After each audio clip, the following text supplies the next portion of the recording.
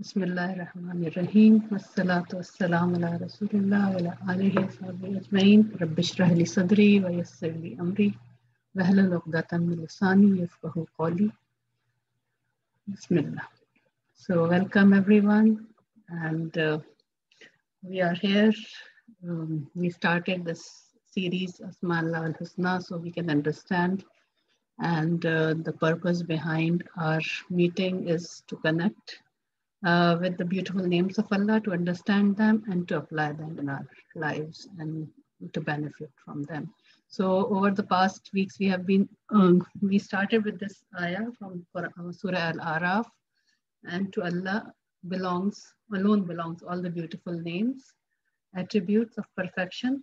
So call upon Him, invoke Him, or connect to Him with them. So we started with the first definition, which everyone connected to, was to call upon Him. And the time of need, we call upon Him. And then we reflected more on it. And then I think call upon Him and invoke Him has a similar meaning. So whenever you are in need of something, you connect to that name and call upon Allah. So that's what this ayah is talking about. And then second thing, which over the time we realized that why is this need given? And when we ask Him what's happening, it's basically we are connecting back to Allah. So whenever there's a need, the way is to invoke His beautiful name for that need and connect back to Him. So the main reason is, or the main focus is on connecting back to Him. So, and Allah also says in Quran, if my honored guest or honored beloved guest asks you about me, then I am very near, and when I respond to him whenever they call on me. So, Ujibu Dawat Dai, Dai is the one who calls, and whenever he calls, Allah is there to respond. So the word calling upon is itself in this, and the other word which Allah has used is ibad. So ibad is a very special word, and wherever Allah wants to honor us, He uses this word. So in Surah Al-Kahf, when He says, Alhamdulillah allazi anzala ala abdihil kitab. So that was an honor given to Prophet ﷺ, that Allah used this word ibad, abd. And we ourselves, like when we look at this word, because of the English background, we get a negative connotation in this word. But as Sister Alia described last time, this word is not how it is used usually in English language. It is that who is our Rabb? Our Rabb is the one who is the dignifying and who gives us who sustains us, who is the host for us, who cares for us. And when He is the dignifying host, then who are we? We are the honored guests. So that is the basic relation which we are looking into, that Rabb is the one who provides us everything. He is the giver. He is our sustaining host. And who are we? We are the honored and dependent guests. So this word itself, abd, whenever we use it, and Allah uses in other places in the Quran, Ibadur Rahman, they are it's usually translated as slaves of Allah, but it has Allah is honoring them and describing who are those special people. And He's connecting us to His special name, Ar-Rahman. They are the beloved to Ar-Rahman, basically, Ibadur Rahman. And so last week when Sister Alia was describing, we went over how our sustaining and dignifying host, how to connect to Him. So He's the one who has given us needs.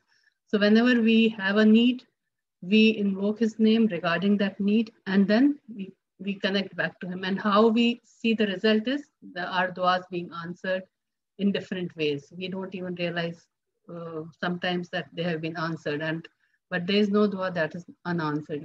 Everything Allah is just waiting for us to invoke, and He's ready to answer it. We might not see it at the moment, the dua being answered, but it is being answered. There's no hand raised, which is turned empty from our Rabb, the provider, the caring, powerful, owning, generous, compassionate, planning, guiding Rabb. So I was going over this, and then I just created a flowchart to make it easy for me to define what does Rabb mean. So in this ayah, Allah says, you know, Allazi khalaqani, Ibrahim alayhi salam, he's basically defining who is Rabb is. So he's defining him that he is the one who created me and he is the one who guides me. Can we see the flow chart, Ziba? Yeah, that's the next one. Yeah, inshallah, that is next. So I'm just, this ayah is because he's the one who created me and he's the one who gave me the needs, and then he'll guide me. So this phrase itself, khalaqani fahuwa yahdini, means he created me, he has given me those needs, and he is the one who will be guiding me. So putting that trust. So this is the flow chart which I created, which what we have gone through till now. I was trying to summarize it, what we covered with Sister Alia till now. So Rabb, who's our Rabb? He's the one who fulfills all my need. So to him belongs all the beautiful names like Ash-Shafi, Al-Ma'afi, Al-Adl, Ar-Rahim. So these are all his names. So Allah says, وَلِلَّهِ الْأَسْمَاءُ الْحُسْنَى فَادْعُوهُ بِهَا. So these are his beautiful names, his attributes. And when then Allah says, ثُمَّ سَوَّاهُ نَفَخَ فِيهِ مِنْ رُوحِهِ. So he says he created us and blew from his spirit into us. So when he created us and blew into the spirit, then those needs, we were given the taste for these needs through that spirit which was blown into us. So then I find the needs I find in myself is not that I own them or I developed them, but it was given to me. So Allah says in the place in Quran, وَجَعَلَ لَكُمُ السَّمْعَ وَالْأَبْصَارَ وَالْأَفْئِدَةَ قَلِيلًا مَا تَشْكُرُونَ. In the same ayah, you know, from Surah Sajda, ثُمَّ سَوَّاهُ وَنَفَخَ فِيهِ مِنْ رُوحِهِ وَجَعَلَ لَكُمُ السَّمْعَ وَالْأَبْصَارَ وَالْأَفْئِدَةَ قَلِيلًا مَا تَشْكُرُونَ. So Allah gave us the listening, the hearing, and the heart, so that we can ponder on these needs and then connect back to him. So that ruh was the part which Allah put in us so that we know those needs, that these needs are given to us. So when you see a child crying or an old man crossing the road, the need to go and help him, the need to hug a crying child, that was given to me inside, because that rahma has been put inside from Ar-Rahim. When he blew into me Ar-Rahim, the rahma was blown into me from Allah, who is the owner of, who is Ar-Rahim. So when I taste that, when I see a person in need and I have that feeling in my heart, it is that need speaking to myself and it's urging me to help that person. I don't own it. I didn't develop it on my own. It was given to me. And if I listen to it, then I am basically reflecting on his beautiful names. I'm reflecting on Ar-Rahman, Ar-Rahim, and acting in his name. So that's how I could connect that need. And then when I find myself helpless, then again, I am the one, he's the one who is the source of, if I can't help, then I invoke Allah. In situations when I find myself the need to help, but I don't have the resources to help, then I invoke on the source of help, Al-Mu'in. I ask Allah, I am far away from my loved one and they need help. I know you are the helper. So please Allah, help him. So that's the whole connection, you know. When a need is given, you invoke Allah through that need, and then you act in his name, and then you connect to the Rabb. And that's what our purpose in this life is, to know Allah, to know the Rabb, and to connect back to him through those needs which are given to us. Even, you know, Al-Adl, when I wrote specifically Al-Adl, because he's the most just. If I see injustice happening, then I have the need to stand against it. Even the most unjust person, if you think about anyone who is a dictator or who has been, if any injustice is done onto him, he won't like it. He has been given the need to be just. for himself. He might not be doing justice to others, but if it happens to himself, that need has been given from Allah. That no, I can't accept this. So these people who we see as dictators and who are doing all those unjust things for themselves, also they have that need that has been instilled in them from their Rabb. So inshallah, keep this flowchart in mind, and then we'll move on to the other ayahs and apply these, inshallah. So now we see in the next ayah, Allazi huwa yut'imuni wa yusqin. So here again, I am the dependent on a guest, and I have been given the need. So if I didn't have hunger, that need of food was given to me. If I didn't have hunger, I won't even appreciate the food which is given to me, the provision that my Rabb has given to me. And from the same perspective, when I need, if I see someone in distress, in a situation where they are not able to get food, then I call upon the Razzaq, Al-Razzaq, the Rabb, to provide for them. So like in every situation, this is the key. If we see the need, if we identify the need, and then we act, if we can, on our own, and then we ask Allah at the same time and connect to the owner of that source who will provide for that need. So similarly, if we go to the next ayah, وَإِذَا مَرِضْتُ فَهُوَ يَشْفِينِ. So when I'm given fulfillment of need for my health, so whenever I fall ill, then I feel I need to invoke on a Shafi. But at the same time, we should not forget that all the time I have been healthy, that has been from my Rabb. That's a blessing from my Rabb. So for all the moments I haven't encountered anything in my health, I have been healthy, I am in gratitude to my Rabb who has provided me with health. And as soon as yes, Sister Ali, you want to say something? No, can you just like re-put the slides in the presentation mode? Because from my telephone, it's not changing. I don't know. Maybe it's your internet, Sister Ali. Oh, it's maybe your internet. Okay, Mariam, do you see the slide? I see the same slide. God alone belongs all the beautiful names, and it's not really. Yeah. Nice. Okay. And I'm on the computer. Let me change it. Sure. Okay. So, can you see it now? The same. I have the same slide. Mariam, can you see it changing? No, it's the same. Really? Why? It's okay. If it doesn't change, did you okay. see the flow chart? Can you see the No. It's like frozen. It's the same thing.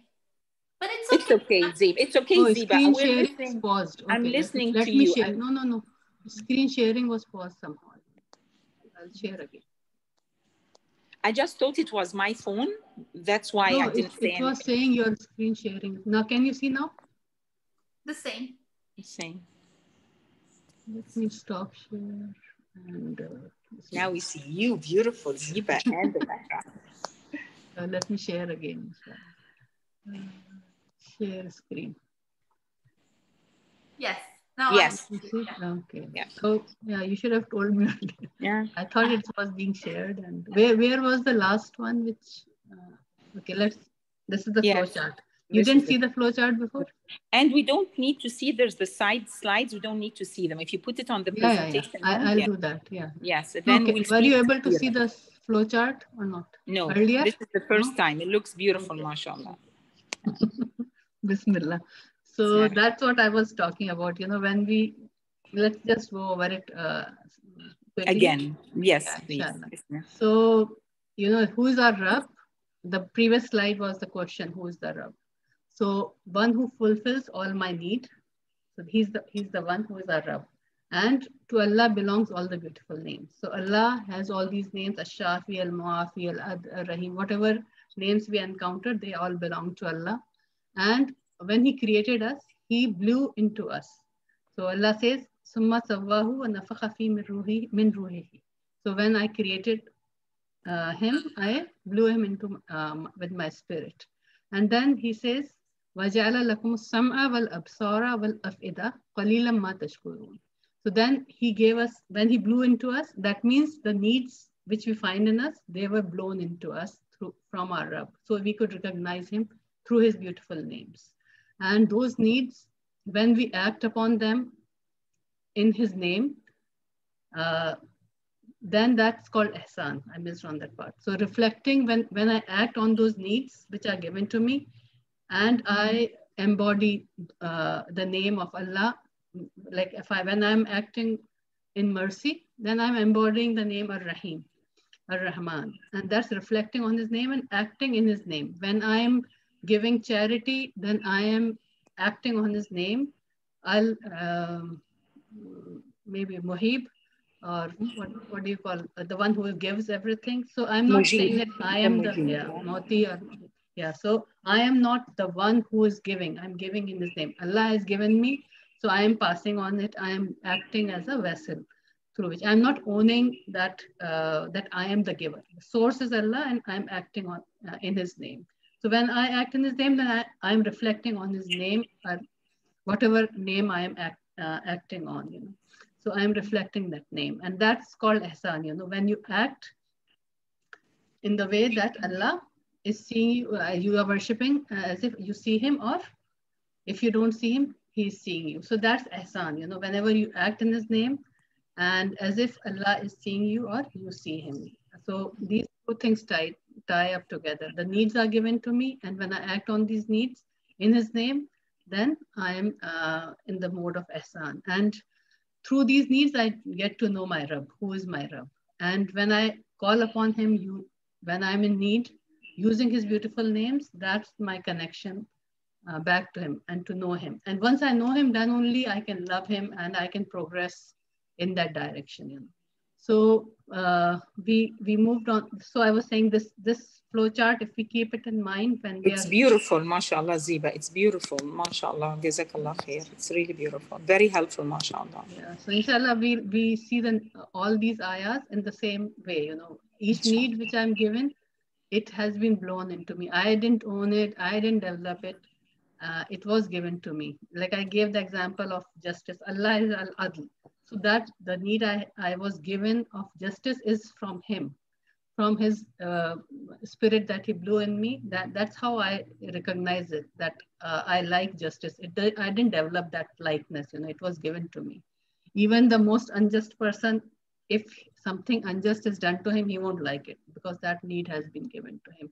They mask all the beautiful names of Allah when they are acting against what Allah has put them needs. So they cover the needs and then they act against it. So that's what transgression is and what acting against it is. So when we see some injustice happening in the society, then we have the need to correct it, and that need is given. And then if we can't stop it, we ask Allah, you are the most just, you have everything in control, and we ask you to help us and to mend the situation. So that's the whole purpose, you know, to connect back to him, to know him as the only source, and to ask from him. So when we see food, and if that hunger was not given to us, we won't even appreciate that food. Like on days when you are sick, you don't feel hungry, you don't even want the tastiest food, doesn't taste good to you because you are not hungry. So that hunger has been given to us to appreciate the bounties of Allah which he has provided for us. And then you can go into depths about just this food, like Allah has said in Quran in so many places. Don't you look at the food and like we can go on describing it, like how Allah has made so many things in different tastes so we can enjoy. You know, when you are sick, if in hospital, when you're not allowed to eat, you just get the sustenance from a drip. It doesn't taste, it doesn't have, but it provides nutrition. But Allah, he wanted us to taste the beauties and the different tastes and to appreciate him as the most generous host. Otherwise, if he wanted, he could have done the same, you know, every day just pluck one thing, or not even need to do that. You know, he would have provided within our bodies a source of sustenance, but he wanted us to taste these things and to appreciate him as the generous provider, the one who gives us different tastes so we can enjoy it. It's for our enjoyment. Matar lakum wali anamikum, as Allah says in Quran, you know. So these, like, this is to know him as the most generous guest, who is a host who is providing with so many tastes, so many colors to enjoy, and he has given us so many choices, you know. And same way, when we fall ill, then again we have the need for health, so we call on the Rabb Ash-Shafi, and we ask for shifa from him alone. And the resources, the source is one, but the medicine which you are taking, it becomes a resource, but it's not the source, you know. Until Allah puts shifa, that's the thing. The key is to seek from him, and these are the modes and different. Allah has provided, given us shifa for every element, you know. There's no, Allah says that there's no, I think in hadith it's there's no element which doesn't have a cure. Allah has given cure for every element. So, but that element has been there so that we know him, you know. In times of ease and in times of health, we tend to become heedless, you know. We take it for granted. So as soon as we feel the need for health, then we turn to him, and that's his way of making us turn to him, basically. So it's again a blessing, you know. We could have lived this life heedlessly if it was not for Allah, if he didn't turn us in different moments, give us those different moments of needs to connect back to him. And then in this ayah, Ibrahim alayhi salam is describing Wallazi yumituni summa yuhyin. So he's the one who makes me die and who gives me health, life. So this has many meanings if we go into it. Like when we sleep, we taste a small death, and then we are given life again. And even, you know, the hearts, when I was reflecting on this ayah, the hearts, some of the hearts, when we are not mindful, and we are driven away into the worldly life, and we forget about our Creator, then the heart feels that it's no more alive. So if we come back to him, that's again giving life to the dead heart. So Allah, all these situations which we encountered, they are a way of Allah to give us that chance to again to enliven our hearts, you know. Allah says in Surah Sajda again, he says that Messiah, that he will test you with a small trial and a big trial, so that you come back to him. So those things which come in our health and during our any trial which we encounter, that's an occasion for us to return back to him. For if our heart is becoming covered and heedless, then that's the time to scrape that heedlessness and return back and connect back to him. And then in the next ayah, Ibrahim alayhi salam is saying, Wallazi atma'u an yaghfira li khatiyati yawm ad-din. So, and then he's invoking on the need of whenever we are heedless, you know, those moments of heedlessness, we return back to Allah, turn to him in forgiveness and ask for him to forgive us. So that's istighfar. That all those moments of when we were not connected, we were not mindful, may Allah forgive us for those moments and help us and keep us connected to him. And he says, Rabbi habli hukman walhiqni bis salihin. And then he's saying that, Allah, give me that criteria where I can distinguish wrong from right and right from wrong and act on that. And also let me help me pass it on to my make me one of the righteous ones. So, yeah. So give me that power and ability to judge between wrong and right, and make me from the righteous ones. So when I'm mindful, when I'm connected, so make me work on that straight path. And then he says, Waj'alli lisanan sidqin fil akharin. So, and then when I've tasted it and I know and I'm experiencing that truth from my Rabb, I don't want to keep it to myself. Then I want to share it with others, and I want others to taste the same sweetness which and I'm tasting. And that's how that's what dawa is called. And to dawa is not asking people to join Islam or something. It is to make them taste what I have tasted, you know. So I want to share it with others. I don't want to keep it to me. It's such a precious thing. If I taste it, then I would love to others to taste it and enjoy it and come nearer to have the experience which I had. So I receive as a dependent honored guest fulfillment of my need to pass on the truth of experiencing my Rabb as the only truth, the source of truth. And then he says, "Waj'alni min warasatil jannat an-na'im." And that's the final goal, you know. If we have tasted those beautiful names here, and if we have connected to our Rabb here and now, then that's what our purpose is in this life. If we have fulfilled that purpose, then we will taste those names at a larger level in the hereafter. We'll be able to see our Rabb, inshallah, and we'll be given drink and we'll be honored. We'll be the most honored guest there, right? If we are honored here, then that is the final destination. So that need for eternity has been put in us, and to taste the heaven with, and to taste the bounties of heaven in the hereafter. But that's only possible if we live with those beautiful names here in this life, here and now. And then he asks for Waghfirli Abi innahu kana min ad-dallin. So that need also has been given to his heart, you know, because his father, he loved his father. So the need for safety for your loved ones, that's been given to us. So that's what came out of his heart, you know, when he knew his Rabb as the most loving, most forgiving Rabb. So it was the spontaneous reaction to that, to raise his hand for the forgiveness of his father. And he says, "Wala tukhzini yawma yubasun," and don't put me to shame when you raise us again. So fulfillment of my need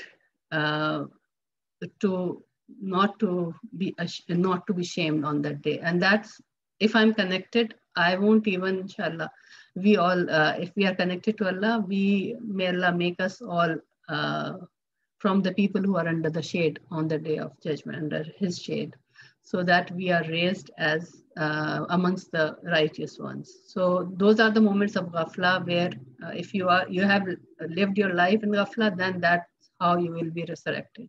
So may Allah make us of those who are always mindful, connected. We are from the muttaqeen. So we are raised amongst those with the salihin.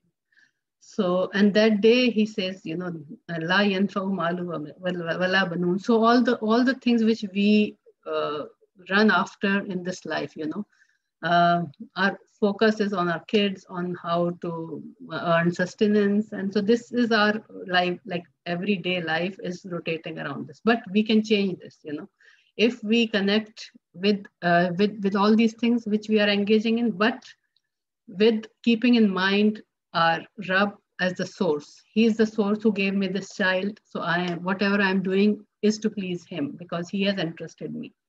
But so just the change of perspective, you know, just to know who has given you and what is your purpose in this life. So the same thing will become an act of worship rather than being a challenge for us. And then he says, "Illa man atallaha biqalbin salim." So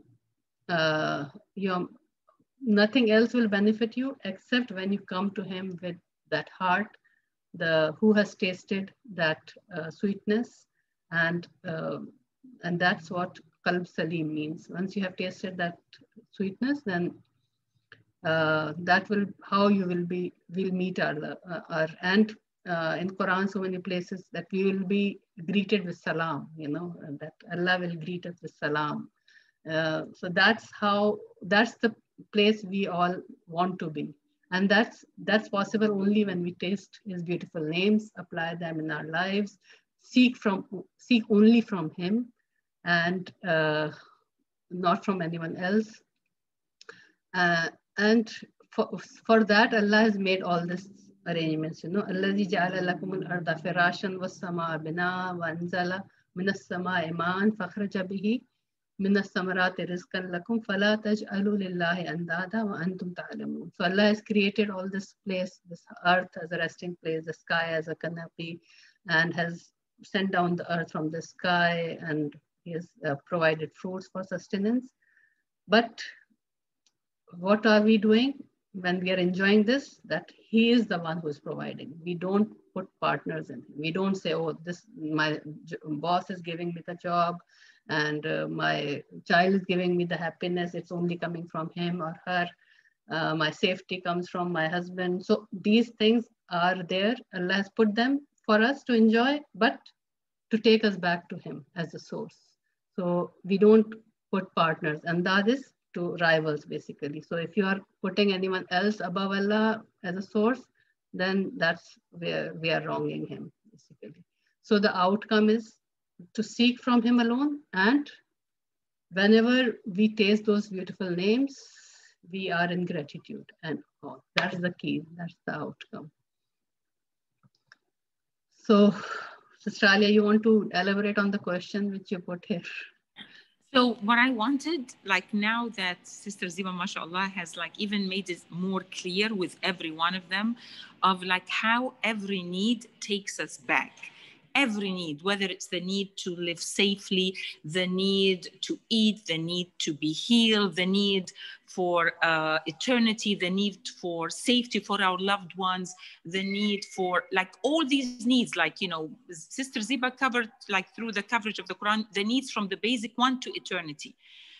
When we realize our Rabb with the one who is the one who gives us the needs to connect and the one who provides us the fulfillment of the need to be grateful, then the question that I want every one of you now to go to the chat box, and this is the last activity, is what will be the outcome like in our lives? What would it do to us if we live as abd, a dependent, honored guest of a Rabb who is the self-sustaining, generous, providing host? How would that change my life? So 1 minute, Sister Mariam, can you give us that minute, please? And please go to the chat box.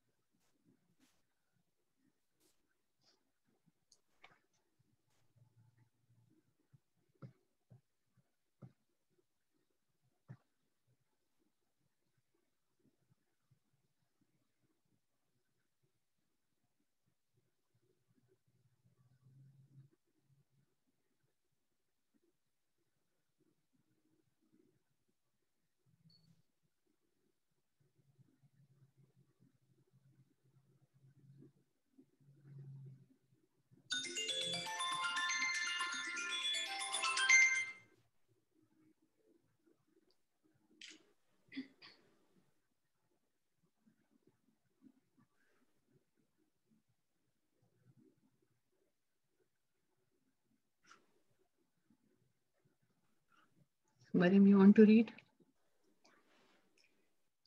Alia said, a constant loving companion and sustainer who cares for us and whose presence we can learn to see, love, and cherish, fulfillment of every need that we perceive and do not perceive.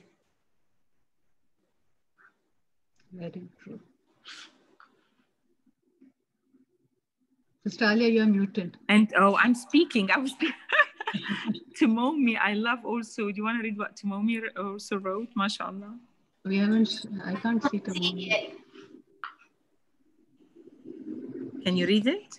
I don't see it. Maybe it's Maybe she sent it to privately. Yeah. But she meant to. I think she just meant it. Yeah. So can you Mommy, read? do you want to read it? To Mommy, do you want to read yours? Unmute yourself, Mommy. Okay. This was to Mommy's, the one that I shared with everyone. You will live. Yeah.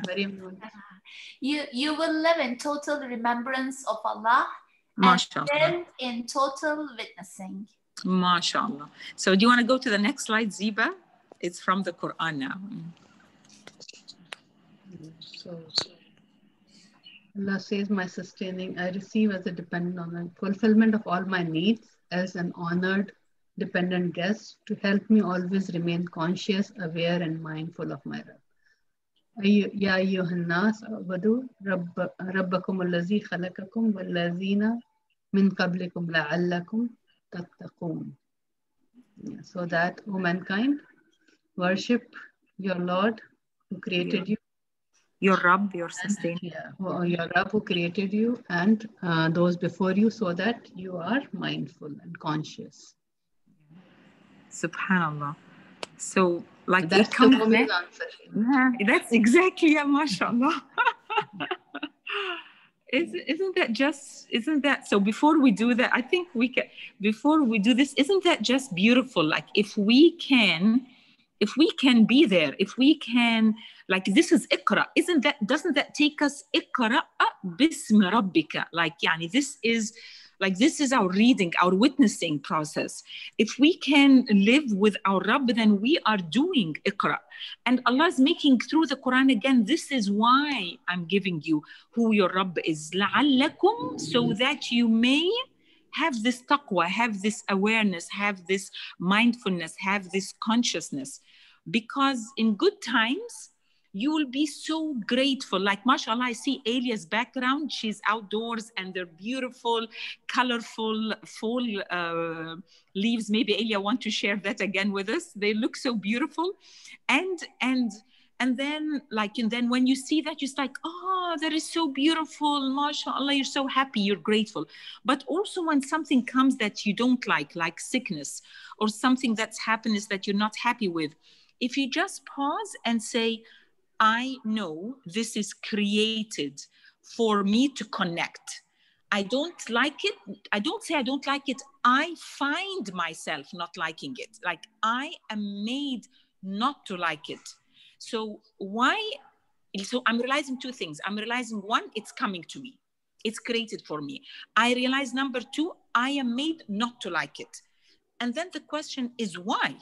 Why is it coming to me, created for me? Why am I created not to like it? And then the answer is to take me back, to remind me to go and ask for what I need, because I forget that I have needs. This is reminding me that I have needs. And now that I am reminded of my need, which is opposite to what I am made not to like, then I'm ready to witness, either to witness a change in my heart, because I'm realizing this need is for me to give me a high-speed connection, like an instant connection to my Rabb. And this life is very short. I don't know if I'm going to live another hour to have that connection. And I've been given this connection now. Let me hold on it, take it, because I don't know if I have another minute to live. But even if I had, then I will witness my need being fulfilled in different ways, either a change in my heart, a change in the situation. Like, you know, sometimes it takes years and years and years for things to change. Maybe you won't witness it, but just like Prophet Ibrahim, you're praying for your offspring. You're praying for people to come after you. You say, I believe in it's coming. This change is coming. I did not witness, but I know, Ya Allah, make my children witness it. Make my grandchildren witness it, whatever it is. So, but at least that time you have held on to the moment of connection. And you have sent prayers to people that you may have never met. You see injustice happening to people across the world. You're sending them your prayer to this injustice to be lifted, for peace to come to your heart. it's like you are bonding with them through God. So in Jannah, when they come around you and hug you because you sent them beautiful gifts while you were living, they will know you. You will know them. You will know that your dua was made mustajab, was answered through the only source. They got to feel in their heart, the sweetness of God responding to your dua. You've never met them, but you will get to know each other. And for me, I've connected. I've fulfilled my role on this earth, because the worst thing we can do is to go through life not connecting, just living. Like animals are better. That's why when God says animals would be better than you, because they connect. If we're not connecting, we are worse than them. And with all the potential we have to connect, it's a waste of potential. So even if what we're connecting with doesn't look like something we want, let's know that it is meant for us to connect. And whatever we don't like is meant, and we will see what's happening. I'll give a quick example, and that our last question is to give an example. So maybe we can share them. My example is, I had a friend of mine whose father was an activist in Egypt, and he stood up for what is right. And it was the era of Abdel Nasser. Abdel Nasser's era in Egypt was an era where we were so close with Soviet Union. So in that era, when he stood up for injustice, he was put in prison. He was a professor of pharmacology. And all through the years of prison, he was the top of his colleagues, but all of them took PhDs, were sent to Soviet Union for PhDs. And he did not take his PhD, although he was like the first in line for PhDs, and his kids had to live in poverty. After he came out from prison, all through Abdel Nasser's years in power, another president came, Sadat, and when Sadat came, he became friends with the United States. So now scholarships were sending people to the United States. When he came out for prison, everyone by the time took their PhD, who was eligible for a PhD, and the United States sent to Egypt, scholarships for PhDs in pharmacology. There was no one else but him that was eligible for this PhD. So he was sent to the United States.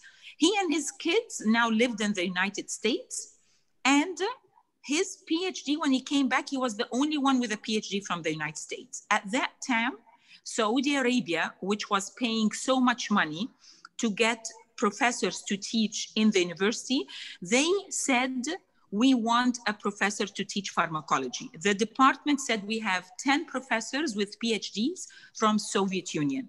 Saudi Arabia said, I will never take anyone with a PhD from Soviet Union. I need someone who has a PhD not from Soviet Union. Who was the only one in the department who had a PhD that was not from the Soviet Union? It was this person. This person went and worked in Saudi Arabia, and very soon made so much money. He has now so many pharmacies across Cairo. His family is the wealthiest family, comparison to all of his other friends. So at the time, it looked like the worst thing to happen. But I'm a witness, and he's a witness, and his kids a witness, is that it's like Allah put him away from taking a PhD from this country, because Allah knew his PhD has to come from another country for his risk to come. So sometimes you don't even see that what looks very bad, where like it's not easy to be in prison, for your kids to be alone, to suffer all of this injustice, but there is khair that our mind cannot see. So if we see there is khair, and it's a time for connection, then Allah will make us and make our kids and make the rest of us see, inshallah. That was my example. Okay, so does anyone have other examples to share before we end, inshallah? Ziba, Mariam, Tumomi, and there's someone on iPhone, but I don't know who is it. Yeah, example, the one caring and loving Rabb is manifesting right now. As we are here together, and then as we are witnessing you being with Sister Yamina and Sister Rima right now, and inshallah we'll join. So that's again like the best planner who's That is the planner. Inshallah, you join us, inshallah. Inshallah. Tumomi, you want to share? You are mute. You're still mute, Tumomi. I cannot hear you. You're muted. Yeah. Yes. Hi. My PC is stuck. It's okay. My PC is not working. Does it work now?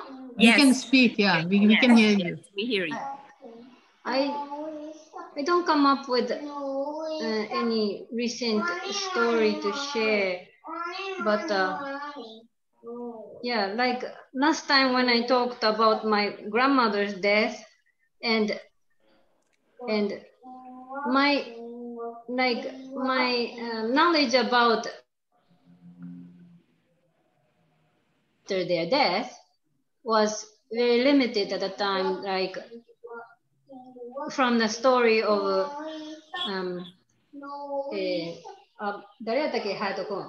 Abu Talib, Prophet Muhammad sallallahu alaihi wasallam's uncle, who when he passed away, and after Prophet Muhammad made a prayer for him to grant forgiveness from Allah.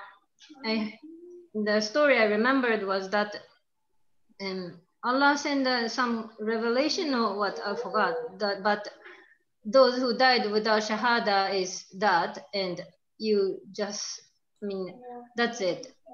He didn't accept Islam during his life, so there's no, like,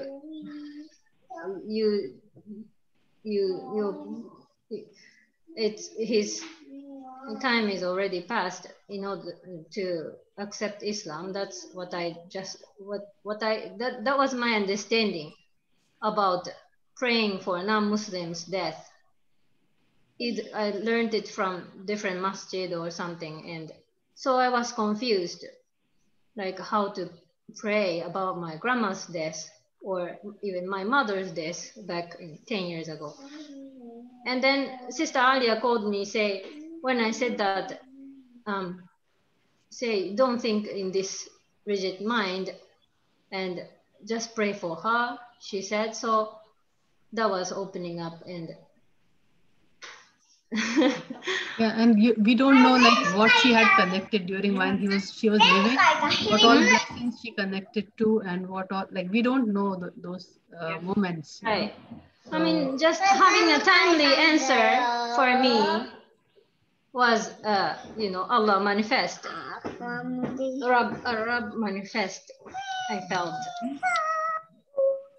And to Momi, there's a big difference with the uncle of the Prophet sallallahu alaihi wasallam. He was taught by the Prophet about Islam. He knew his grand, his nephew. He believed in him. It was his, it is his self-image in front of the other people that prevented him. So he, it was self-image versus haqq versus truth. So he had a different journey. Like he supported the Prophet, but in his self-image, what would people say was what blocked him, like his self. But a lot of scholars, and that's why I've sent you the link for Brother Ali Mermer's video to listen. He was speaking about people from Japan. He's saying when he spoke with people from Japan, the concept of a Rabb, a God, does not exist the same way. And he said what makes it even difficult, Islam today, the way it's presented is very negative for everyone. No one will sit down and read the Quran and understand the beauty of the message for all humanity, because the view is so negative that no one, it's very difficult for people even to, they're listening to you thinking poor soul, in their head when they see us, they think poor people, they are misguided, they feel very sorry for us, okay? So it is a totally different scenario.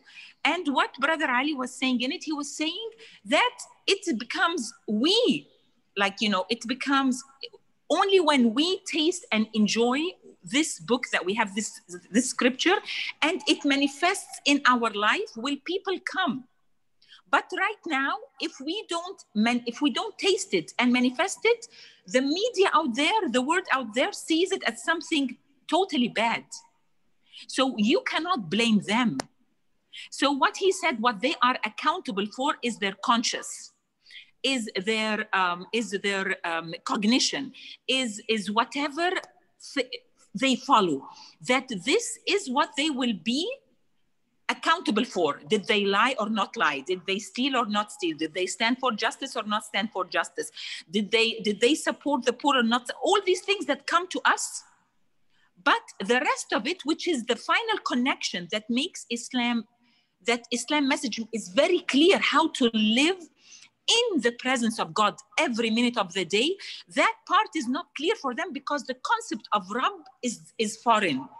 And there was, like, they did not live in a time where this concept was made accessible and something you want to learn about. So that is one part of the equation. The second part of the equation is that it falls upon us to pray for them. Every time you pray for them, you are building a bridge. You are sending them light.